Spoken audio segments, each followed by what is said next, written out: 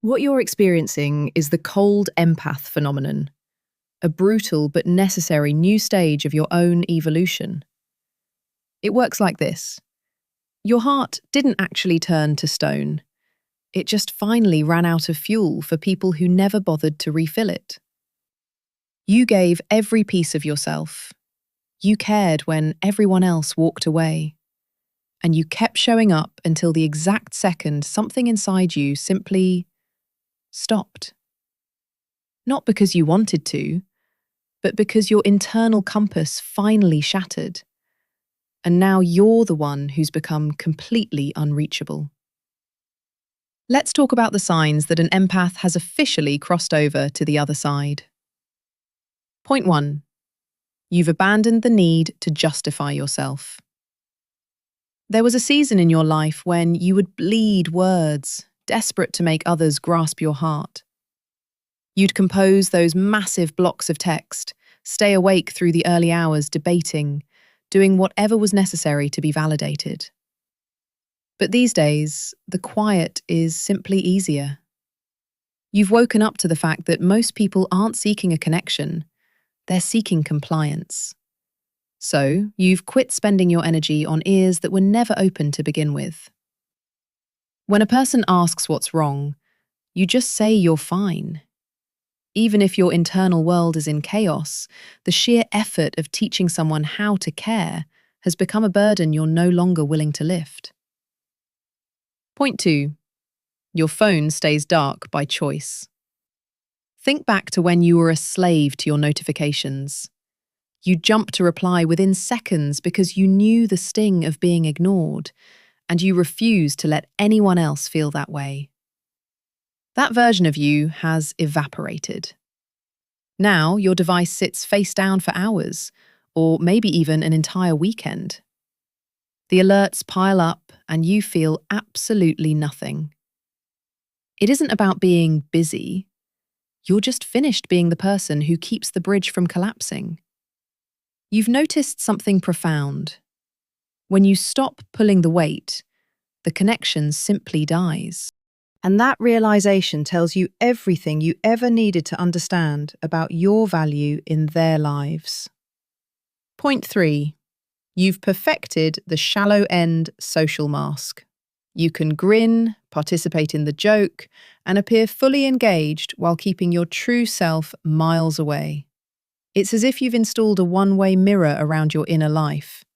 People walk away thinking they've had a deep moment with you, but they've only met the version you've curated for public safety. You've become an expert at asking the questions, keeping the focus on them, and staying on the surface. Why? Because you've learned that being vulnerable is often just handing someone a weapon they'll eventually point at you. The real you stays behind a locked door where no one can hurt it. Point 4. You've stopped apologizing for putting yourself first. This one hits different. Empaths are practically raised on a diet of shame. You felt like a villain for saying no, for setting a limit, or for refusing to burn yourself out to satisfy someone else's whim.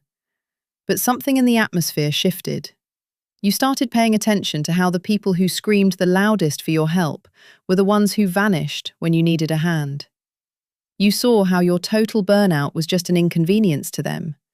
So you quit asking for permission to protect your mental health. When someone calls you cold now, it doesn't break you. You see it for what it is, a manipulation tactic used by people who can no longer exploit your kindness. Point 5. You've retired from the rescue mission. You used to be a talent scout for potential. You convinced yourself that if you just provided enough warmth and enough patience, they would finally heal. You wore their trauma like it was your own clothing. But you've realized you cannot pull someone out of a pit if they enjoy the view from the bottom. You learned this lesson through exhaustion. Now, when you see someone spiraling, you feel compassion, but you don't feel responsible. You've accepted that every soul has its own mountain to climb, and you're no longer offering to carry them up the slope while they refuse to even lace up their boots. Point 6. Your energy has become an exclusive invite. There was a time when you were a 24/7 service station for friends, relatives, and even total strangers. Your door was unlocked and your shoulder was always ready for a cry. But giving without receiving left you hollowed out. Now you guard your peace like it's the only currency you have, because it is. You've developed a radar for energy vampires from a mile away, the ones who only dial your number when they need a favor, the ones who dump their emotional garbage on you without checking if you have the space to hold it. You just don't engage. Your inner circle is now reserved for the tiny few who have proven they will protect your spirit as fiercely as you protect theirs. Point 7. You've accepted the one-sided nature of your history. This truth is more painful than the actual end of the friendships. Looking back through the rearview mirror, it's glaringly obvious. You were the one coordinating the plans, checking the how are you boxes, and remembering the milestones. When you stopped being the engine of the relationship, you saw how fast the car stopped moving. No one fights to keep you in the room the way you fought for them. No one notices your silence the way you would have noticed their smallest sigh. And while that realization bites, it's also your ticket to freedom. You're done pouring your life into vessels that are intentionally cracked. Point 8. You would rather be alone than fake together. Most people have a terror of solitude, but you've stumbled upon a secret. Loneliness is infinitely better than being in a room full of people who make you feel invisible. You'd much rather sit in a quiet house than endure the torture of hollow small talk with people who don't truly see you. Your tolerance for performative friendship has hit rock bottom. You've lived through enough to know that one real connection is worth more than 1,000 shallow ones. A silent room feels honest. A crowded room full of people who only like you when you're on feels like a lie. Point 9. Your walls are finally functional. People tell empaths that their sensitivity is a superpower, but they forget to mention the tax. You felt every vibration in the room as if it were your own heartbeat. You absorbed grief that wasn't yours to carry. You were used as a landfill for everyone else's emotional waste. So, you built barriers, real ones. Not to shut the world out forever, but to keep your soul intact until someone proves they are safe enough to enter. You aren't ashamed of these walls anymore. They aren't signs of bitterness, they are signs of intelligence. Point 10. You've stopped hunting for closure. You used to be obsessed with the why. Why did they ghost?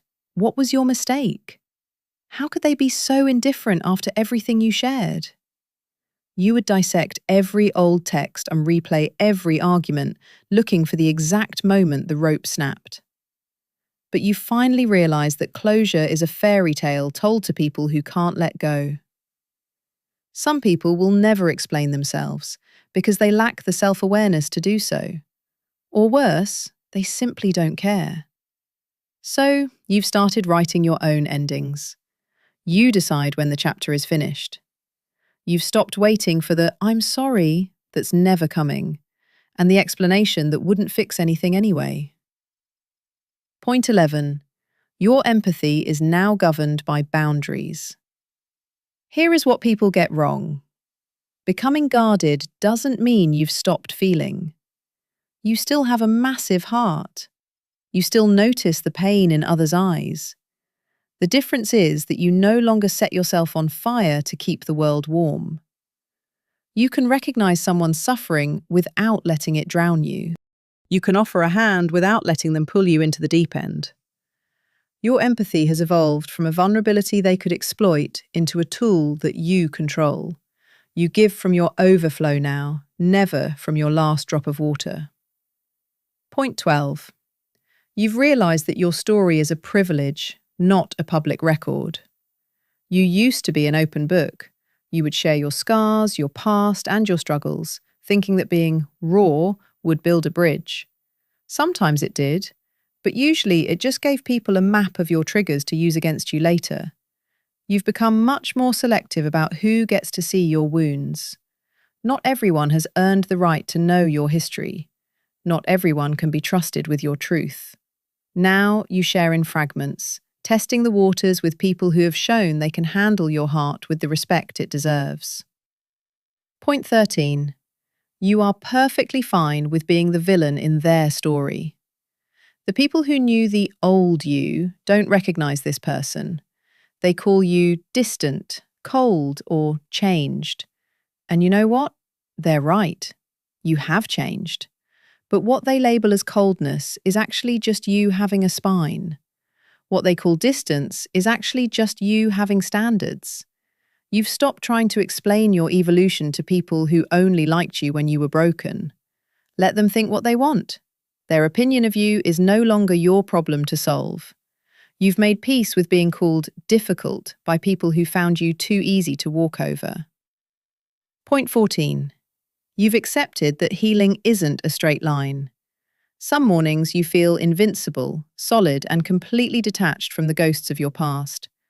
Other mornings, that old empathic sensitivity flares up, and you feel the weight of the world all over again. You've stopped beating yourself up for these waves.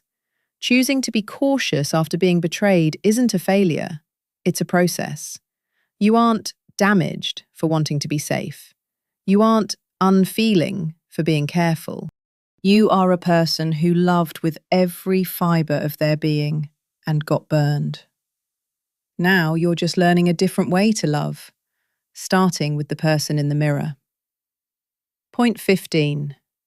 You know there is no going back, and you don't want to. That previous version of you is gone. And let's be honest, that's a good thing. That person gave until there was nothing left but dust. This version knows their price. That version took whatever scraps of affection were thrown their way. This version requires respect or they leave the table. You can't unlearn the lessons you've paid for in tears. And while a small part of you misses the days when you believed everyone was inherently kind, you wouldn't trade your current wisdom for anything. Your pain has transformed you, and in that transformation, there is an incredible amount of power. So here is the reality no one wants to admit. Sometimes the most loving people become the most guarded. It isn't because they stopped caring about others. It's because they finally started caring about themselves. If this message hit home for you, click that subscribe button. Leave a comment below and tell me which of these points felt the most accurate for your journey. Was it point 7? Maybe number 12? I want to hear your story. And if you found some value here, send this to someone who needs to hear that protecting their peace isn't a sin. It's a necessity.